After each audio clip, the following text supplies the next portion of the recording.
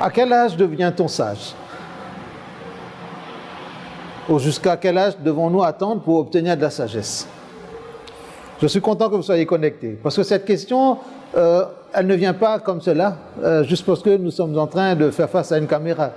Mais cette question, elle vient d'un récit dans les évangiles où Jésus va rencontrer un homme, ou plutôt un homme va aller rencontrer Jésus dans des circonstances particulières, et dans la conversation que Jésus aura avec cet homme, nous pouvons sortir cette question: à quel âge devient-on sage?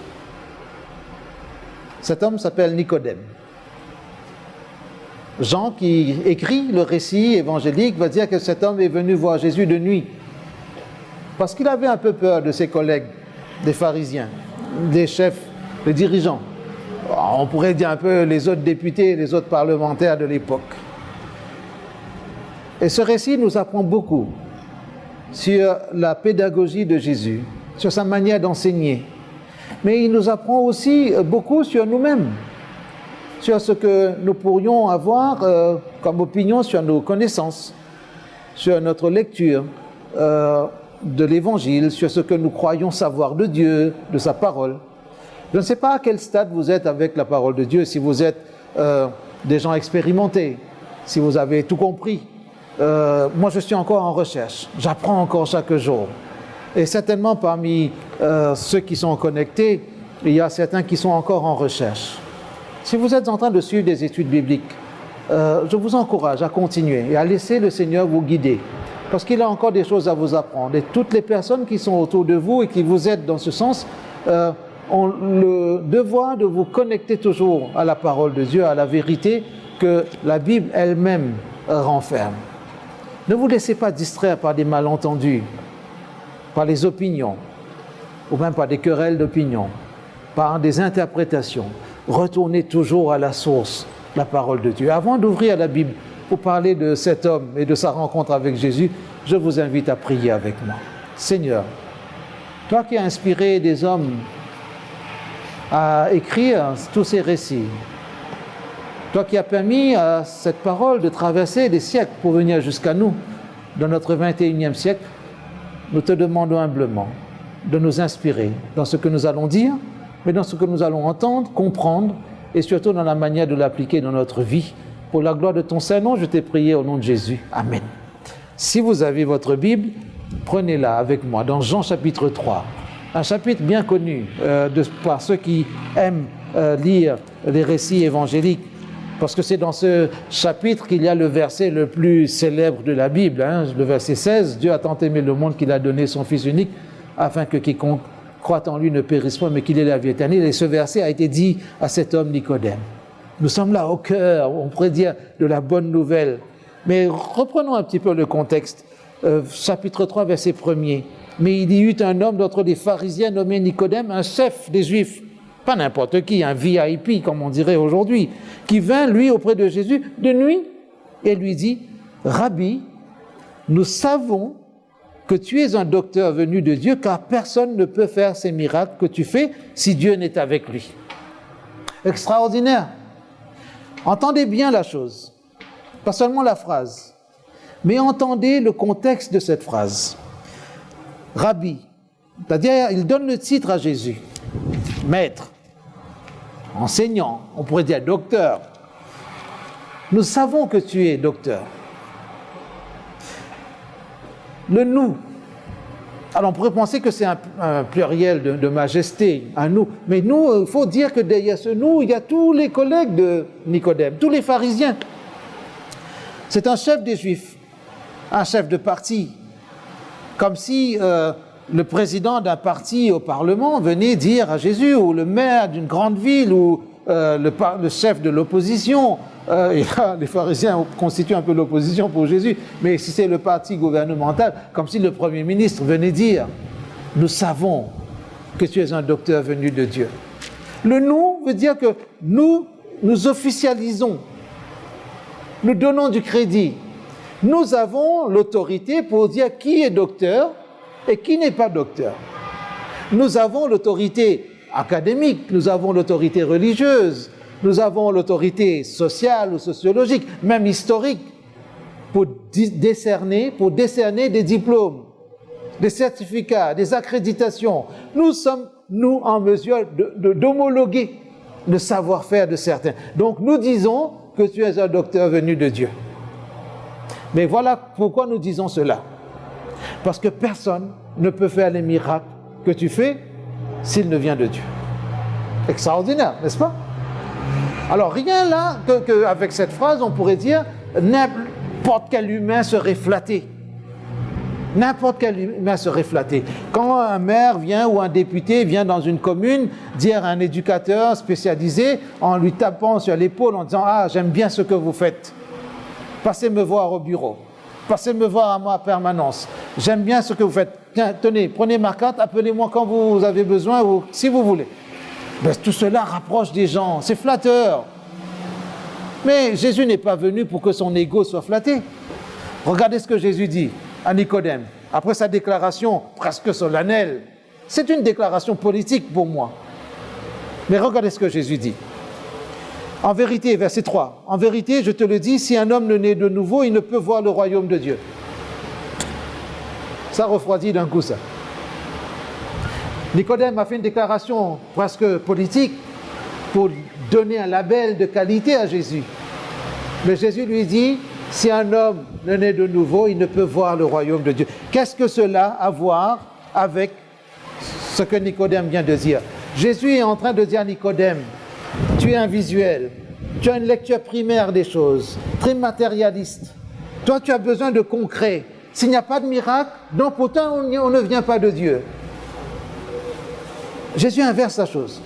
Et on pourrait inverser la question. Est-ce que Jésus pouvait venir de Dieu s'il ne faisait pas de miracle? Est-ce qu'aujourd'hui, la vérité n'est crédible que s'il y a des miracles? Est-ce que nous croyons que la bonne Église, parfois même la bonne Église chrétienne, c'est celle où il y a des miracles? Que des miracles? Que le salut ne vient que par la guérison physique systématiquement? Je ne suis pas en train de dire que le salut n'a rien à voir avec la guérison. Je suis juste en train de dire par rapport à ce que Nicodème a osé avancer et la contradiction de Jésus. Attention, le vrai miracle, ce n'est pas ce qu'on voit de l'extérieur comme événement physique. On pourrait dire l'opérationnel. Mais le vrai miracle, c'est voir le royaume de Dieu. Mais pour voir autre chose que ce que toi tu vois et qui t'amène à dire, ben voilà, toi tu viens de Dieu parce que tu fais ces choses-là. Mais le vrai miracle, c'est probablement celui qu'on ne voit pas de l'extérieur. Voir le royaume de Dieu, mais pour cela, il faut que quelque chose se passe à l'intérieur. Première leçon que Jésus donne à Nicodème. Ne regarde pas ce qui est là physiquement. Le vrai miracle ne passe pas par le matériel. Le vrai miracle est d'ordre spirituel, intérieur. Intérieur. Peut-être depuis quelque temps, vous attendez un vrai miracle. Concret. Presque, j'ai envie de dire, technique. Vous êtes déçus. Parce que rien ne se passe comme vous voulez. Mais entendez la leçon que Jésus donne à Nicodème. Premier niveau de miracle, naître de nouveau. Pour voir le royaume. Entendez bien le verbe que Jésus emploie, pour voir le royaume. Nicodème a-t-il compris tout de suite? Pas très sûr. Regardez ce qu'il dit. Verset 4. Nicodème lui dit, comment un homme peut-il naître quand il est vieux? Peut-il rentrer dans le sein de sa mère et naître? Écoutez bien sa question. Encore quelque chose de physique, de concret. Il y a une logique dans ce que Nicodème est en train de dire. Tu me dis, il faut naître de nouveau, mais comment redevenir? Est-ce qu'on peut repasser par le sein de sa mère? Peut-être Nicodème imaginait lui-même, s'imaginait lui en train de renaître, comme si retourner dans le ventre de sa mère. Il dit, bien, je ne connaissais pas, personne, on n'a pas de détails sur la corpulence de Nicodème. Mais imaginez que, même s'il n'était pas très corpulent, très, très grand, comme un rugbyman, imaginez qu'il n'était pas comme ça, même n'importe quel adulte de taille moyenne se poserait cette question, est-il possible de retourner dans le sein de sa mère? Vous voyez que la réaction, la lecture n'est que pratique, physique. En somme, il n'a pas compris. Il n'a pas encore compris. Il est toujours sur le visuel. Je vois des miracles, donc il vient de Dieu. Il me dit, il faut naître de nouveau. dans ma tête, je me dis, c'est biologique ça, mais est-ce que c'est possible? Comment retourner? Déjà pour sortir, parfois les accouchements sont difficiles. Maintenant, pour retourner là, à cet âge-là. Vous vous souvenez de ma première question? À quel âge devient-on sage? Et Nicodème dit, quand quelqu'un est vieux, est-ce qu'il peut retourner dans le sein de sa mère? Nicodème s'est pris pour un saumon. Vous savez que les saumons remontent le cours des fleuves pour retourner au lieu où ils ont pris naissance, pour se reproduire. Et ils vont braver même des cascades. Parfois sur le chemin, ils rencontrent des ours, etc. Vous avez dû voir des documentaires là-dessus. Nicodème s'est peut-être pris un saumon. Ah, ça ferait un joli titre de film, ça. Un saumon nommé Nicodème. Mais ça, je laisse ça au réalisateur. Revenons à notre Nicodème. Concret, logique. Mais retenez bien une chose. Tout ce qui est logique n'est pas porteur de vérité. La logique de Nicodème n'a rien à voir avec la vérité que Jésus veut prêcher. Regardez ce que Jésus dit encore. Verset 5. En vérité, je te le dis, si un homme ne naît d'eau et d'esprit, il ne peut entrer dans le royaume de Dieu. À Nicodème, on employait le verbe entrer. Peut-il entrer de nouveau dans le ventre de sa mère quand il est vieux? D'abord, Jésus était sur le verbe voir. Tu vois des miracles, mais tu ne vois pas le royaume de Dieu. Qu'est-ce qui est plus important? Maintenant, tu me dis comment entrer dans le sein de sa mère. Moi, je te parle d'entrer dans le royaume de Dieu. Qu'est-ce qui est plus important? Qu'est-ce que tu cherches? Qu'est-ce qui est possible? Physiquement, ce n'est pas possible de retourner dans le sein de sa mère. Nous sommes d'accord, Nicodème. Mais c'est encore possible pour quelqu'un d'entrer dans le royaume de Dieu. Regardez comment Jésus a changé de verbe. La première fois, si quelqu'un est né de nouveau, il ne peut voir le royaume. Mais voir n'est pas suffisant. Entrer devient la démarche essentielle. Moi, j'aime bien voir les dames, parfois, dans les magasins, tourner autour de certains vêtements. Je dis les dames parce que j'ai 5 sœurs, des belles sœurs. Maintenant, j'ai 2 grandes filles, jeunes majeures, et puis mon épouse. Je n'aime pas aller au magasin. N'allez pas le leur dire. Hein. Je n'aime pas aller au magasin avec mes sœurs, mes belles sœurs, ou mon épouse et mes filles, parce que ça regarde beaucoup, et ça. Et nous, on attend. Et puis, regardez, mais elles ne prennent pas. Parfois, elles peuvent passer dans 10 magasins pour dire ça, on essaie. Et puis, on va retourner au premier magasin. Ça, c'est d'un côté de la chaussée. Quand les 10 magasins ont été épuisés par le regard, elles disent, bon, allons en face. Vous devinez que pour les hommes, c'est un peu dur. Regardez. Parfois, on regarde dans les vitrines, mais on n'entre pas. Est-ce que le royaume des cieux pourrait être comme cela? Je vois le royaume. Je crois que Dieu existe. J'ai entendu dire que Jésus est sauveur. Ok, je marche aussi, mais décider d'entrer dans le royaume. Comment faire cela? C'est trop difficile. Je suis devenu trop vieux. C'est impossible. Comment je vais braver les traditions? Ma famille a toujours été dans telle religion. Quand j'entends Jésus me dire « Viens dans mon royaume », je dis « Mais Jésus, qu'est-ce que je vais faire de ma famille ?»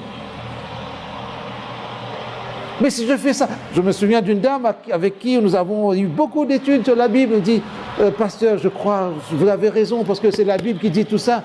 Mais si je me fais baptiser, là, au nom du Père, du Fils et du Saint-Esprit, elle m'a dit ça avec un sourire, ma mère va me tuer. Je dis, bon, je ne veux pas de crime au nom de la Bible, mais réfléchissez. Ne dites jamais, vous ne pourrez jamais dire au Seigneur un jour que personne ne vous a montré la vérité de la parole de Dieu. Ma mère va me tuer. Je ne peux pas faire ça, je vais trahir ma famille. Notre famille, depuis des générations, est dans telle religion. Ce n'est pas une question de religion, c'est une question de conviction. C'est entre vous et le Père Céleste. Si vous avez vu le royaume, ne vous contentez pas seulement de dire « Oui, je l'ai vu. Oui, je sais qu'il existe. Oui, je crois qu'il existe. » Il faut savoir maintenant si vous avez le courage de mettre un pied devant l'autre pour entrer dans ce royaume. Et pour cela, il faut naître d'eau et d'esprit. C'est ce que Jésus dit à Nicodème. Est-ce que Nicodème a compris pour la deuxième fois? Pas encore, certainement. Parce que Jésus lui dit, ce qui est né de la chair est chair, ce qui est né de l'esprit est esprit. Ne t'étonne pas que je t'ai dit, il faut que vous naissiez de nouveau. Verset 8, le vent souffle où il veut et tu en entends le bruit, mais tu ne sais d'où il vient ni où il va. Il en est ainsi de tout homme qui est né de l'esprit. Et là, Nicodème, on se dit, avec toute cette déclaration, certainement il a progressé, ce monsieur. Regardez sa réaction. Verset 9. Comment cela peut-il se faire? Il est encore sur le comment, mais il n'a pas compris le pourquoi. Jésus veut nous emmener parfois, à travers des choses simples, à découvrir des choses extraordinaires. Nicodème complique les choses en pensant que Jésus est en train de dire que naître de nouveau, c'est refaire le parcours biologique. Mais Jésus dit l'extraordinaire bonne nouvelle de la possibilité d'entrer dans le royaume de Dieu simplement en acceptant une nouvelle naissance spirituelle. Êtes-vous prêts pour cela? Ou bien vous avez encore des blocages comme Nicodème? Regardez ce que Jésus va lui dire, comme dans un doux reproche, mais peut-être une forme d'ironie, je ne sais pas. Verset 10. Tu es le docteur d'Israël et tu ne sais pas ces choses. Tu es venu me dire, Rabbi, nous savons que tu es un docteur. C'est-à-dire, tu es venu comme un président d'université, là, comme un président de jury, après une soutenance de thèse, pour dire, maintenant nous avons l'honneur de vous déclarer docteur. Et toi, tu ne sais pas ces choses-là. En d'autres mots, docteur Nicodème, qu'est-ce que tu enseignes aux gens qui passent dans ton école? Tu leur enseignes des chemins complexes, alors qu'il est tellement simple. Naître de nouveau, accepter une transformation intérieure pour voir le royaume de Dieu, accepter la nouvelle naissance d'eau et d'esprit, c'est-à-dire passer par le baptême, accepter que l'Esprit Saint entre dans ta vie, te fasse marcher dans le chemin de la vérité pour entrer dans le royaume. Nicodème, tu n'as pas besoin de faire beaucoup d'efforts physiques pour entrer dans le royaume. Tu as besoin d'accepter un changement personnel, profond, intérieur, intime, mais vrai, authentique. Tu me parles de concret? Ça aussi c'est concret. Mais peut-être tu n'aimes pas mon langage. Mais ce langage-là, dit Jésus, n'est pas négociable. Si tu ne nais de nouveau, tu ne pourras voir. Si tu ne nais d'eau et d'esprit, tu ne pourras entrer. Voilà pourquoi je vous dis, il faut naître de nouveau. Il faut naître de nouveau. Et quand Jésus dit ce qui est né de la chair est chair, cela, c'était comme une sorte de, allez, j'ose le dire, comme une pique lancée sur Nicodème. Nicodème, tu raisonnes de manière charnelle. Parce que c'est la chair qui te fait croire que c'est impossible pour un homme, quand il est devenu vieux, de remonter le cours de la vie pour refaire le processus inverse de la gestation, de l'accouchement, de la naissance. Tu me dis, ça c'est impossible. C'est vrai, si l'homme lui-même est devenu vieux, peut-être que sa mère est déjà morte. Alors il ne pourra pas retourner dans le sein de sa mère. Nicodème, pourquoi tu compliques les choses simples? Peut-être que parfois nous compliquons les choses simples avec le Seigneur. Parfois nous raisonnons d'une certaine manière. Et comme Nicodème, vous avez vu dans son parcours, à force de raisonner de cette manière, il a fini par déraisonner. Pour amener Jésus à lui dire, tu es docteur toi, c'est toi le docteur d'Israël. C'est toi l'enseignant d'Israël. C'est toi qui es censé donner la vérité au peuple. Et c'est comme ça que tu raisonnes. C'est-à-dire que tu ne sais pas ces choses simples. Jésus bouscule Nicodème pour le sortir de ses malentendus. Parce qu'une mauvaise compréhension de la parole de Dieu peut nous amener à un mauvais raisonnement. Comme je disais tout à l'heure, à force de raisonner d'une certaine manière, on finit par déraisonner. Ne nous laissons pas séduire par toutes les logiques que certains posent devant nous. Ne nous laissons pas détourner. Quelqu'un peut venir vous dire, est-ce que tu sais que, voilà, j'ai découvert une vérité dans la Bible et personne ne nous a jamais dit ça. Ou dans mon église, on ne parle pas de ces choses-là. Ils nous ont caché la vérité.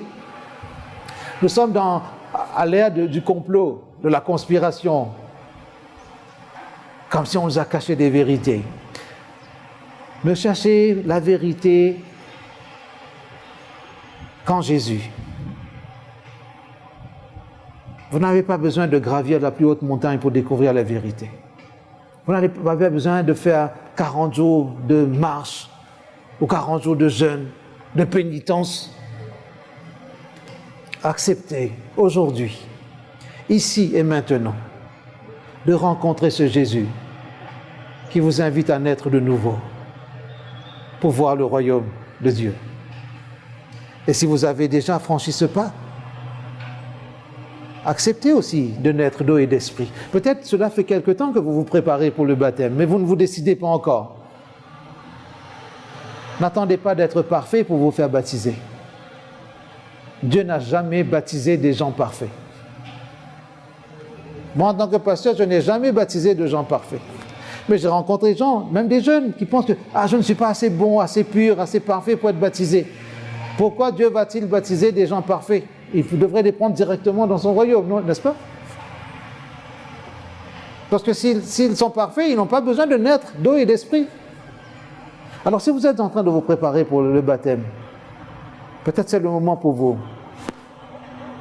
de vous mettre à genoux et de demander au Seigneur de créer des circonstances favorables pour ce baptême. Peut-être c'est le moment pour vous de prendre votre téléphone et d'appeler votre pasteur, le pasteur de votre église, ou peut-être un responsable avec qui vous étudiez la Bible pour dire je me sens maintenant prêt ou prête pour cela. Laissez Jésus vous accompagner. Avez-vous vu ou ressenti le miracle intérieur? Nous demandons tous des miracles au Seigneur. Moi aussi, parfois, je demande des choses au Seigneur. Il m'est arrivé, et je vous invite à ne pas sourire, de demander au Seigneur, allume une étoile dans le ciel, juste pour moi, un petit clin d'œil, pour me dire que nous sommes en bon terme, en bonne relation. Ça fait longtemps que je demande cela au Seigneur. Mais je vous avoue, et je vous ai dit, ne souriez pas et n'allez pas le répéter. Il n'a toujours pas allumé mon étoile. Et parfois je dis une étoile un peu bleue pour que je la remarque bien parmi les autres étoiles. Ça, c'est mon âme d'enfant qui dit ça. Dieu n'a toujours pas allumé mon étoile. Et parfois, j'ai l'impression qu'il m'envoie un message. Il ne l'écrit pas sur ce grand écran là, dans la nuit, mais il m'envoie un message. Comme s'il me disait, est-ce que j'ai besoin d'allumer une étoile pour toi, pour que tu crois que je t'aime? Ne raisonne pas comme Nicodème. Dans ta relation avec moi, tu n'as pas besoin que je t'allume une étoile pour croire que je suis toujours avec toi. Est-ce que tu es capable de croire même si je n'allume pas une étoile pour toi? Comment cela peut-il se faire? Tu es docteur? Tu ne sais pas? Ne nous laissons pas entraîner dans des logiques. Je vous ai dit, tout ce qui est logique n'est pas toujours porteur de vérité. La logique humaine a amené des gens à ne pas croire en Dieu. Un exemple, je ne vois pas Dieu, donc il n'existe pas. Ça peut paraître raisonnable. Mais est-ce que c'est logique de dire que tout ce que je ne vois pas n'existe pas? Je ne vois pas l'air. Est-ce qu'il existe? Beaucoup de choses ne sont pas visibles à nos yeux, mais qui existent réellement. Je ne vois pas le mot amour écrit partout, mais je sais que l'amour est un principe de vie, qu'il existe réellement. Quand je vois mon épouse, mes enfants, l'expérience de nos parents, il y a des choses qui ne sont pas écrites, mais qui sont réelles. Là où sont posés vos pieds, est-ce que le nom du pays est écrit? Mais vous savez que vous êtes dans tel pays. On n'a pas besoin de tout écrire pour tout savoir, mais on a besoin de vivre avec ses convictions. Laissez le Seigneur vous convaincre que cette nouvelle naissance est nécessaire et que la naissance d'eau et d'esprit est aussi complémentaire de cette démarche. Je vous donne rendez-vous dans le royaume des cieux. Laissez Dieu vous convaincre d'y entrer. Ne lâchez rien. Ne lâchez rien. Et sortez des logiques qui vous emprisonnent parfois. Sortez des raisonnements qui parfois finissent par nous amener à déraisonner, à nous éloigner de la vérité. Laissez la vérité de la parole de Dieu inonder votre vie. Je vous ai dit, rendez-vous dans le royaume des cieux, n'est-ce pas? Que le Seigneur vous bénisse et que le Saint-Esprit vous accompagne. Ceux qui sont animés par l'Esprit, ils ressemblent à ce vent que Jésus évoque dans ce chapitre. Le vent souffle où il veut. Tu en entends le bruit, mais tu ne sais d'où il vient ni où il va. Il en est de même pour quiconque est né de l'Esprit. Bonne nouvelle naissance en Jésus-Christ. Et que le Saint-Esprit vous accompagne dans ce cheminement. Que la paix du Seigneur soit sur vous. Amen.